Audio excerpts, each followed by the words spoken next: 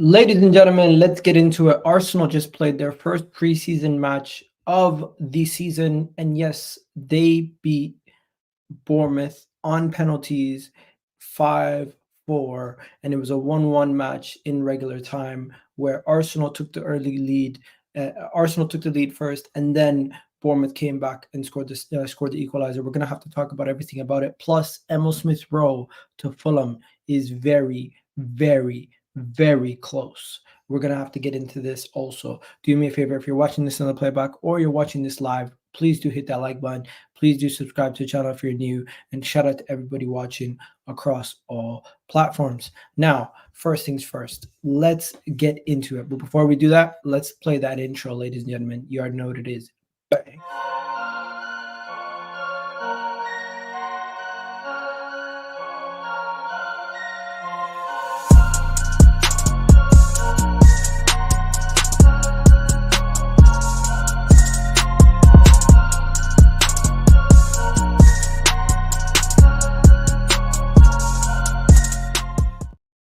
Yes, people. What's going on? Arsenal played their opening game of the U.S. tour and ended up in a draw. After 90 minutes, we went to a shootout with Bournemouth over there in Los Angeles, and we won the shootout 5-4. Now, if you guys don't know what happened, it was a fabulous goal from Fabio Vieira for the opening goal. It was beautiful. It was beautiful work from Reece Nelson to create the goal, cutting it back, and Fabio Vieira hitting a nice fine volley to slot us home for the opening goal in the 17th minute of the game in the first half. Of course, that was not the only thing that happened in this game. I thought Arteta and the team played quite well. If I think about it in the first half, and I just tell you guys what the starting 11 was before we go any further. The starting 11 was Karl Hein, Miles Lewis-Skelly playing at left back. You had Heaven, who was playing in the center back pairing with Timber, and of course you had Ben White. On the right hand side, you had Fabio Vieira and Salah. In midfield, you had Thomas Partey and DM Rowe, Eddie Nketiah striker, Ethan Nwaneri on the left side with Reece Nelson. I thought the left side was cooking for majority of the game. I thought it was a situation where Miles Lewis-Skelly, Ethan Nwaneri had good chemistry, and you could see with their passing. I thought they were really two players that stood out today. And Reece Nelson, great creativity for that goal that he created. He beat somebody, went down the line, crossed it in, and Fabio Vieira slotted it away. But before we go any further, we also need to talk about what happened that led to the goal that we ended up conceding. If you guys don't know, we conceded. It was a silly goal, in my opinion. It was a silly goal. Omar Rekik should have done better. It was in the 72nd minute, if I'm not mistaken. The cherries were coming at us, and who was it again? Semenyo, one possession off Omar Rekik. He then somehow I think the ball deflected or something like that, and it went over the keeper, Karl Hein, and it just went into the net. And it was a silly goal to concede. I honestly don't have too much criticism for some of these players, but when it comes to Omar Rekik, he could have done better there with that situation. He should have taken better control of the possession, and we wouldn't have conceded the goal against Bournemouth. But hey, these games are not about wins and losses. These games are about fitness, and they're about getting ready and to show if you're ready to be playing at that next level. I think looking at before we even get to the penalty shootout, once we got to the penalty shootout, Karl Hein, I thought, was outstanding. He stood on his head and was one of the better players that stood on his head. But let me just go through some of the performances. Karl Hein, mixed performances. He made some good one-on-one saves that saved us from keeping the game from the game staying 1-1 late in the game, as he did make some great saves. I thought Miles Lewis-Skelly, him playing that left back slight position, he's gonna get used to that, and he's gonna probably get better at that. And it's gonna be interesting to see if he continues to play as a left back for the foreseeable future. Big up everyone in the comment section. Do me a favor. It was also sad to see that Emil Smith Rowe is going to be leaving the club, and he will not be getting much opportunity this preseason with Arsenal, as his move to Fulham is very close. But Heaven, I still need to see more from Heaven. I haven't seen enough from him yet. Timber, I thought Timber was good, but just a little sloppy with the yellow cards and everything else. He's going to get better, of course. Ben White was solid. I thought Salah was good for academy kid who doesn't got much opportunity. It's going to be interesting to see if we can get him any game time in the cups.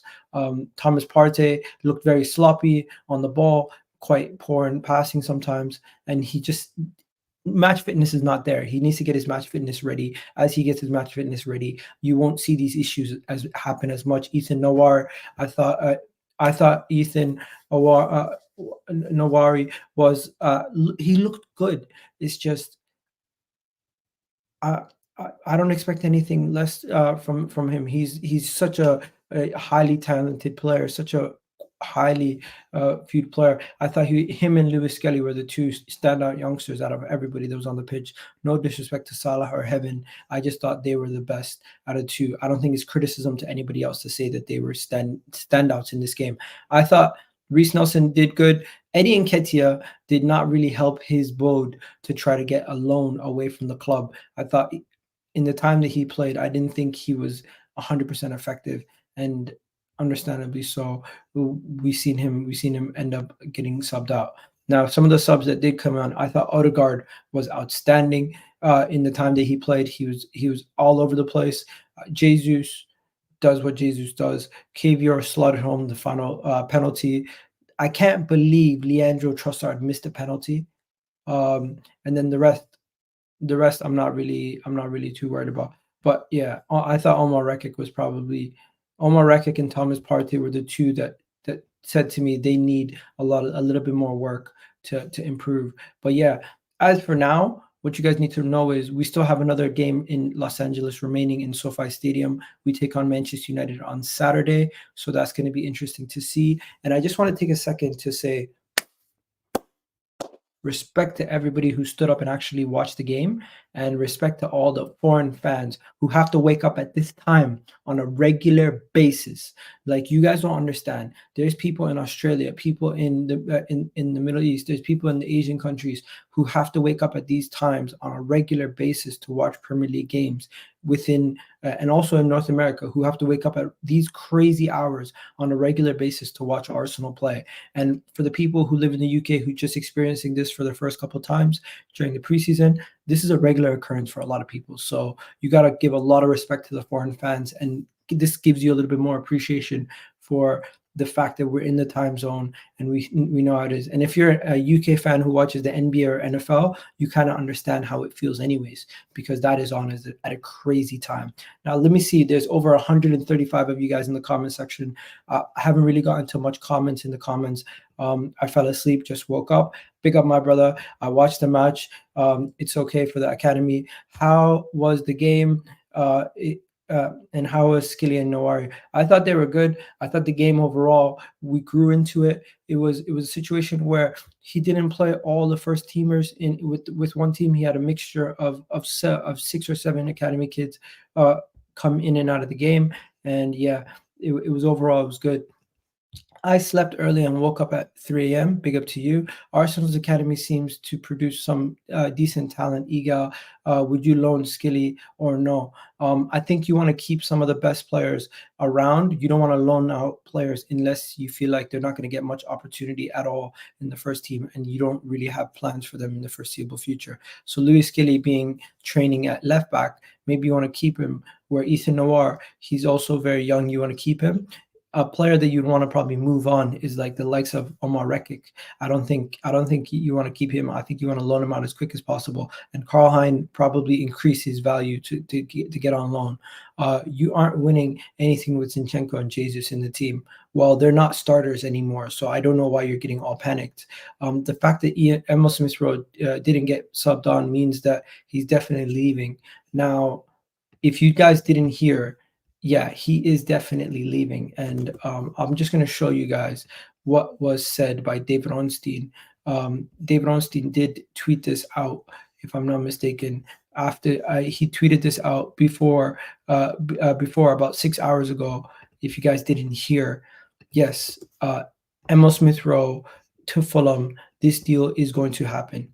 Fulham are close to reaching a deal with Arsenal to sign Emil Smith Rowe. Talks over worth around 35 million. This could be Arsenal's record sale. Recruitment of Fulham uh, match the biggest Arsenal sale. And if the deal is struck, the 23-year-old is expected to have his medical and is finalized his terms. So not only has David Ornstein given us an update on Calafiori, which Fabrizio Romano and David Ornstein have said that the Calafiori deal is pretty much done and dusted, but we now have also gotten confirmation that Emil Smith Rowe is going to be leaving. And the fact that he didn't play, you're spot on, my friend.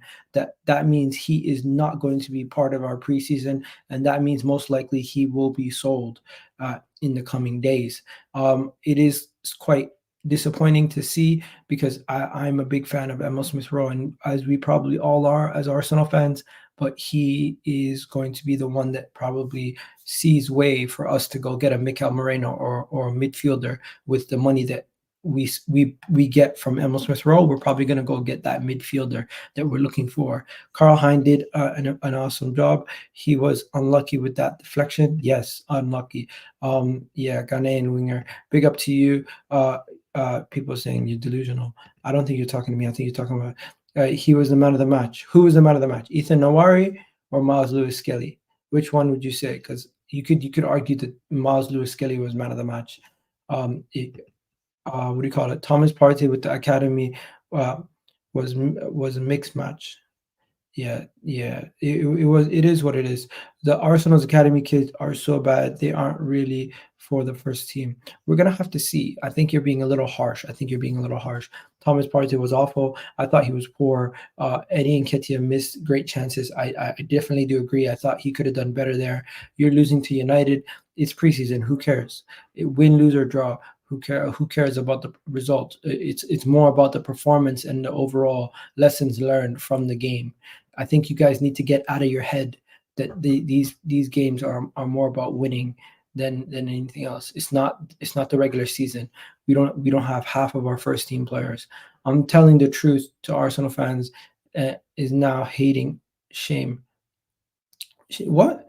Telling the truth as an Arsenal fan is now hating. Shake my head. Yeah, you know what? Nobody. What you consider the truth, somebody can consider hating. You never know. Rivals' tears are sweet as an Arsenal fan. It's true. Yeah. Arteta confirmed ESR is leaving. Did he? Did Arteta confirm ESR is leaving? So Fulham are in advanced talks with Emil Smith Rowe, £35 million deal. Emil Smith Rowe is in the US squad and is in the US with the squad, awaiting an agreement and permission to have a medical, discuss terms, keen on a movement, motivated by a regular first team football. Okay. This is what Arteta had to say on Emil Smith Rowe. There's things happening in the background, so I felt it was best not to use him. Yeah, that's it. This is basically confirming that he's gone. Emil Smith Rowe, love for your time at Arsenal, but you're definitely gone if you're seeing stuff like this. Yeah, he's definitely gone. And also, Arteta spoke about Calafiori. On Calafiori, there's no update. As soon as we have something to say, we will say. I don't talk about external players. He's still keeping it hush hush with Calafiori, but definitely Emil Smith Rowe out the door if that's the case. That is the case. So why take him to America? They took him to America basically to basically show that they're willing to still keep him, because in the case that they weren't able to strike up a deal with Fulham, you keeping him back in the UK would tell the clubs that around you that you're not in a position of strength in this negotiation. You want to get rid of the player, similar to like Chelsea with Trevor Chalobah. If you keep him in the UK, it's a situation where it's like, oh, he doesn't know anything. What are you talking about? He was going anyways. Listen, even if he is going, you not taking him on the tour doesn't hurt. Doesn't benefit anybody, because if he doesn't get sold, he's now not match fit and ready to put himself in the shop window for people. But if he does get sold, it's a situation where you did put him in the shop window and you had opportunity for people to see him, and boom, it can increase their value. Like for example, right now, Eddie Nketiah is in negotiations with Marseille.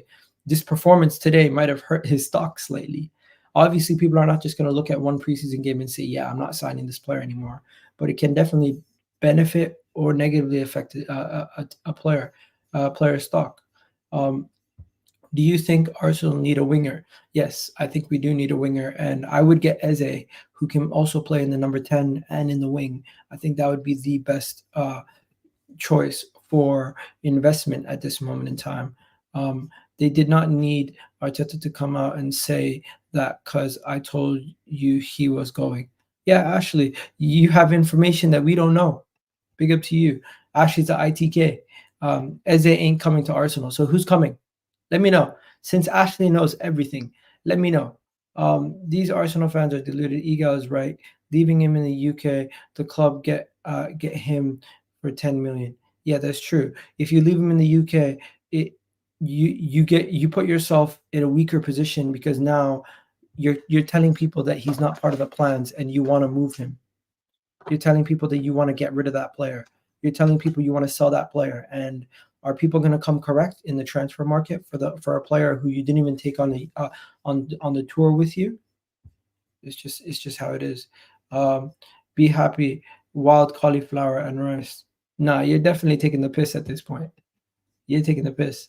But yeah, how about Nico Williams? I don't think Nico Williams is happening. You can get that out of your head. Personally, I think Nico Williams is going to be staying in Spain, going to Barcelona, but that's just me. As for now, that's pretty much it, ladies and gentlemen. I don't got much more to say. Uh, uh, everything we'll speak about everything very, very soon. As for now, I'll let you guys go. You guys have yourselves a wonderful day. Of course, Arsenal beat Bournemouth in the preseason friendly 5-4 on penalties, and it was a 1-1 during the 90 minutes.